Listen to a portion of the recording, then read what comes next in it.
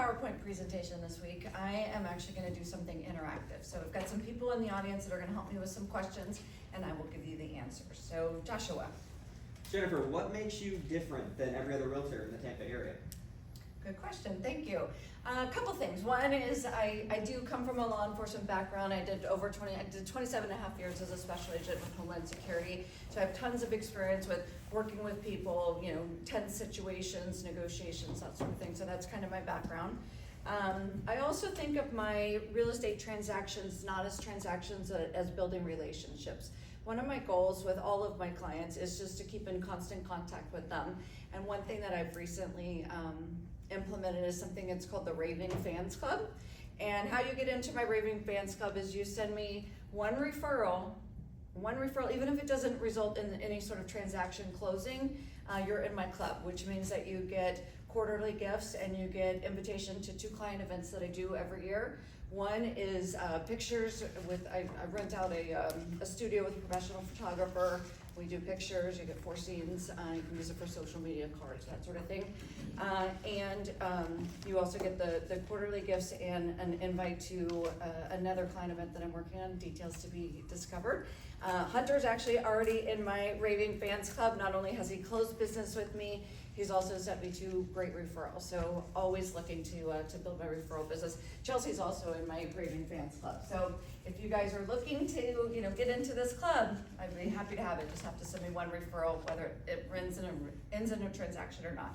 Fun fact too, did you know that in Florida, the number 2 license issued in the state of Florida, number 1 is driver's license, number 2 is realtor's license. So to say that I have a real estate license doesn't say a lot. There are a lot of us. So I really put a lot of effort into making sure I build those relationships with my clients.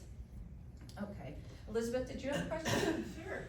With interest rates so high right now, is it really a good time to buy a house? Well, I will tell you, if you're renting, you're already paying a mortgage. You're just not paying your own mortgage, right? So good time to buy is when you're ready. I will tell you that Gary Keller, the head of Keller Williams, recently said we will probably never see a 3%, a 4%, or even a 5% interest rate in our lifetime. So if you're waiting for these crazy numbers that showed up in 2020, 2021, we're probably never gonna get there.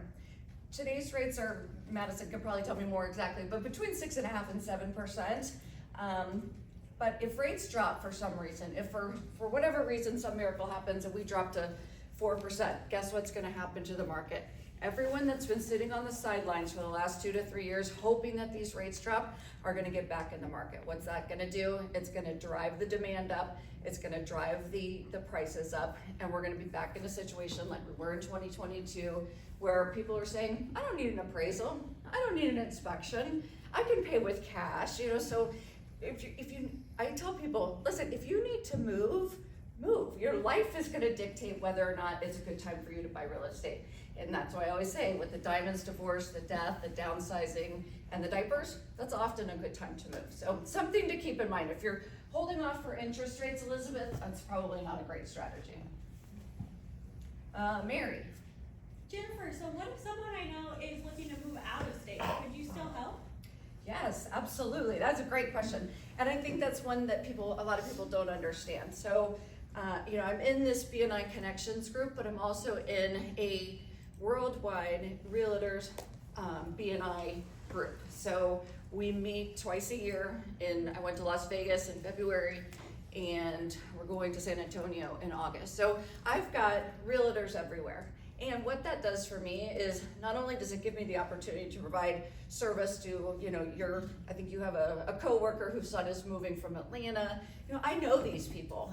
In fact, tomorrow, coincidentally, there's also a similar group that's just Florida realtors for BNI, and we get together 4 times a year, and they're coming to Tampa tomorrow, so we'll have about 30 agents. So if someone says to me, Jennifer, I've got someone that wants to move to Miami, who do you know?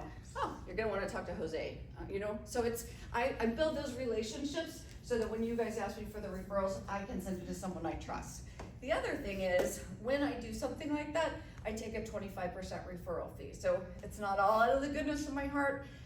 So I do actually get paid for those referrals. So thank you for that question. How can we support your business this summer? Oh, okay. One thing you guys can do, I have 67 Google reviews. I want to get to 101 by 10-1, so that would be huge. If you can write me a Google review, I'll send you the link. Every review helps me. Also, I want you just to introduce me to families that you know are going through those life transitions. Who's divorcing, who's downsizing, who's got a baby on the way, who's got another baby on the way, who just got a diamond. Those are the people, honestly, I think are most likely to move in this environment, so keep your eyes out for them. I would love to help them. Ryan, did you still have a question? Yeah, what does it mean to be a luxury agent, and do you work with first-time home buyers? Great question, thank you. So I am Keller Williams luxury designated, and all that means is I've sold a certain number of properties over a certain price point in a certain amount of time. That gives me the luxury designation. The luxury designation really just opens up some additional training, some additional mastermind groups that I'm part of. But I like to say that I provide luxury service at every price point. So if you're a first-time home buyer with $200,000 to spend, or you've got $2 million home that you want me to sell, I'm gonna provide the same service for both of those groups of people. So for example, for all of my listings, I bring in a stager who starts at the front door and works all the way back to tell you, what do you need to do to declutter your house? What do you need to do before the photographer gets here and make your house really shine? Then I hire a professional photographer, we do staging. So my point is, I do luxury, I love luxury, but I love helping everyone. And I know I just have a few minutes left, so I just kind of wanted to give you just a quick update on the market in Pinellas County, because the numbers are kind of astounding. So this year we have almost 4,000 active listings in Pinellas County. That's up 40% from this time last year. So when you hear about homes are sitting and things are not selling, you have 40% more. Pending sales, we are up 9%, so we do have some things that are pending. And I do say my listings might be lasting, but my buyers are buying for some reason. Median days on market in Pinellas County is up from 31 to 40 in the last year. Seller concessions, in 32.8% of transactions, the seller is having to do some sort of concession, whether it be closing cost assistance or helping buy the rate down, and it's an average of about $8,000 on each transaction. And then the last one, which I think is astounding, is failed listings. So it means that your home went on the market, it either expired, like you had signed the agreement with your realtor for 6 months, it expired, or you just decided to take your home off the market. That's 31%. So 1 out of 3 homes, if is on the market in Pinellas County these days, is not selling. So that's me, Jennifer Williams, Jennifer Messina, luxury at every price point.